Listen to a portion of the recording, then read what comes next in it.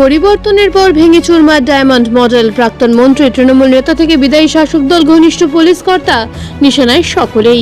একদিকে ৩০০ কোটি টাকার মাটি বিক্রির অভিযোগের নিশানায় বিষ্ণুপুরের বিধায়ক সহ সাংসদ অভিষেক বন্দ্যোপাধ্যায়, অন্যদিকে পালা বদলের পরই অভিষেক ঘনিষ্ঠ পুলিশ কর্তার বিরুদ্ধে বিস্ফোরক অভিযোগ তুললেন প্রাক্তন মন্ত্রী ও তৃণমূল নেতা গিয়াসউদ্দিন মোল্লা। আসবো বিস্তারিত খবরে।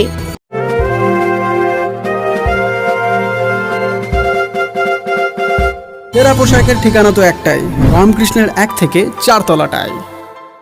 উত্তর বজবজে রাত্রিবাস করার সমস্যার সমাধানে অত্যন্ত সুলভে ঘর আর অ্যাটাচ বাথরুম সহ ঘোষবিলা। বিভিন্ন অনুষ্ঠানে ব্যাংকুয়েট হল ভাড়া দেওয়া হয়। যোগাযোগ 9231433706। মাটি কেলেঙ্কারিতে জড়ালো তৃণমূল। সারদা গার্ডেনের কোটি কোটি টাকার মাটি বিক্রির অভিযোগ উঠল স্থানীয় তৃণমূল বিধায়ক দিলীপ মণ্ডল ও সাংসদ অভিষেক বন্দ্যোপাধ্যায়ের বিরুদ্ধে। এ নিয়ে বিষ্ণুপুর থানায় লিখিত অভিযোগ দায়ের করলেন বিজেপির রাজ্য নেতা অভিজিৎ দাস ওরফে ববি, যিনি গত লোকসভা নির্বাচনে অভিষেক বন্দ্যোপাধ্যায়ের বিরুদ্ধে বিজেপি প্রার্থী ছিলেন। অভিযোগে বলা হয়েছে, সুপ্রিম কোর্টের নির্দেশে সারদা গোষ্ঠীর সমস্ত সম্পত্তি ইডি সিজ করলেও সেই জমি থেকে প্রায় ৩০০ কোটি টাকার মাটি কেটে বিক্রি করা হয়েছে। বিজেপি নেতার দাবি, বিধায়ক দিলীপ মণ্ডলের নির্দেশে তার অনুগামীরাই এই কাজ করেছে এবং এর পিছনে মদতে রয়েছে খোদ সাংসদ অভিষেক বন্দ্যোপাধ্যায়। বিষ্ণুপুর থানা এফআইআর দায়েরের পাশাপাশি ইডি অফিসে অভিযোগ জমা দিয়েছেন অভিজিৎ বাবু। তবে এই চাঞ্চল্যকর অভিযোগের বিষয়ে এখনো তৃণমূলের তরফে কোনো প্রতিক্রিয়া মেলেনি। অ্যাকচুয়ালি বিষ্ণুপুর থানা এসেছে যে সারদা যে আপনাদের যে মানি মার্কেটিং কোম্পানিটা ছিল, সে তাদের যে বিরুদ্ধে কেস হয়েছিল সুপ্রিম কোর্টে অর্ডার অনুযায়ী ইডি আপনার সারদা গার্ডেনের যে সমস্ত প্রপার্টিটা সিজ করতে বলেছিল, ইডিট আন্ডারে ছিল। সেই সারদা গার্ডেনের প্রায় ৩০০ থেকে ৪০০ কোটি টাকার মাটি এখানে দিলীপ মণ্ডল এবং তার বাহিনী পুরো কেটে বিক্রি করে দিয়েছে।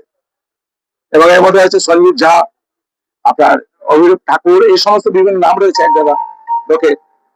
এবং আমরা ভালোভাবে কমপ্লিট করেছিলাম, এগুলো শুনে নেই। একটা জায়গায় কাটা হয়েছে প্রায় ৬০ ফিট ডিপ, সয়েল ইরোশন হচ্ছে এর ফলে। এবং সরকারি যেখানটায় আপনার মানে প্রপার্টি যেখানে সিজ করে রয়েছে পিএমএল অ্যাক্ট অনুযায়ী, সেখানে এটা হচ্ছে কনফিউজিবল অফেন্স। তা আমি আজকে এবং এই টাকাটা যেটা উৎসটা 60% দিয়ে যাচ্ছে দিলীপ মণ্ডলের কাছে, এবং সেখান থেকে অবশ্যই অভিষেক ব্যানার্জি যেটা যাবেই। আজকে আমি এফআইআর করে গেলাম এবং ইডি এর পরে তদন্ত করবে এবং যে কজন এর সঙ্গে যুক্ত কারো ছাড়া হবে না। আমি 23 জনের নাম দিয়ে গেছি, দিলীপ মণ্ডল সহ।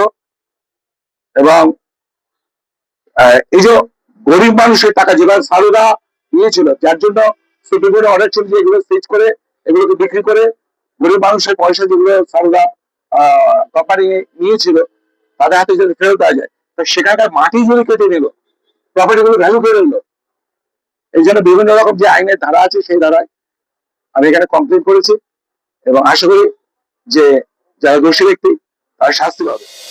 গাজোয়ারি করে ভোটে প্রভাব খাটাতেন পুলিশ কর্তা। তৎকালীন এসডিওপি মিথুন কুমার দের বিরুদ্ধে এমনই একাধিক বিস্ফোরক অভিযোগ তুললেন মগরাহাট পশ্চিমের প্রাক্তন বিধায়ক তথা রাজ্যের প্রাক্তন সংখ্যালঘু উন্নয়ন প্রতিমন্ত্রী গিয়াসউদ্দিন মোল্লা।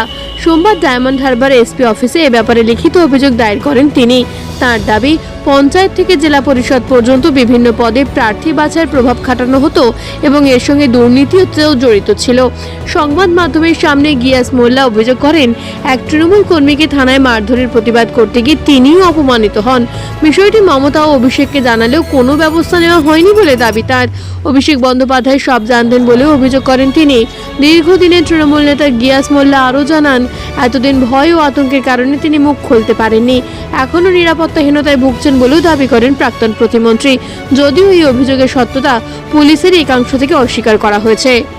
একসময় আমার দীপ্তবন সরকার ছিলেন, সেই সময় আমার ডায়মন্ড এসডিপিও ছিলাম মিঠুন কুমার দে। মিঠুন কুমার দে থাকাকালীন ওখানে আমার প্রতি যে ব্যবহার করেছিল, শুধু আমার প্রতি নয়, আমি একটা প্রাক্তন মন্ত্রী ছিলাম, এমএলএ ছিলাম। আমি থানায় আমার একটা ছেলে 2023 সাল 22 জানুয়ারি একটা দেউলে একটা মেয়ের ছেলে মারা যায়। সেই সময় প্রেস মিডিয়া যায়। আমার একটা ছেলে জয়ন্ত চৌধুরী, তিনি শুধু বলে ফেলেছেন যে অ্যাডিশনাল এসপি জানে, এসডিপিও জানেন, মিঠুন কুমার দে জানেন। এই বলা তো অপরাধ। তাকে 4টার সময় তুলে উল্লম্ব করে থানার মধ্যে পেটাচ্ছে।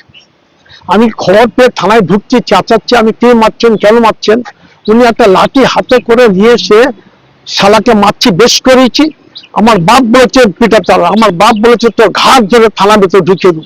বাবাটাকে অভিষেক বন্দ্যোপাধ্যায় তার বাবা, ওর বাবা বলেছে আমাকে ঘাট ধরে মারবে, আমাকে ঘাট ধরে বার করতে পার, আমার কে বাপ আছে বাঁচাবে? সেই বিচার পাইনি, আমার দলও বিচার করেন, দলকে জানিয়েছিলাম। শুধু তা নয়, তার পরবর্তীতে আমি যে পঞ্চায়েতে নির্বাচন হলো, হঠাৎ আমাদের ব্লকে 4-5 জনকে ডেকে বলছে আমার বাপ আমাকে দায়িত্ব দিয়েছে, নওগাঁ পশ্চিম ওই অভিষেক বন্দ্যোপাধ্যায় বাপ দায়িত্ব দিয়েছে, গ্যাস তোমার কোনো ক্ষমতা নেই, তুমি চুপচাপ ঘরে থাকবে, যদি বারো কোনো দুর্ঘটনা ঘটে 4 জনের দায়ী প্রশাসন থাকবে না। নেপথ্য ভাষ্যে ডোনা জানার সঙ্গে বিষ্ণুপুর ও মগরাহাট থেকে ঋত্বিকা দাসের রিপোর্ট, বার্তা এখন। সেরা পোশাকের ঠিকানা তো একটাই, রামকৃষ্ণের 1 থেকে 4 তলাটায়। উত্তর বজবজে রাত্রিবাস করার সমস্যার সমাধানে অত্যন্ত সুলভে ঘর আর অ্যাটাচ বাথরুম সহ ঘোষবিলা। বিভিন্ন অনুষ্ঠানে ব্যাংকুয়েট হল ভাড়া দেওয়া হয়। যোগাযোগ 9231433706।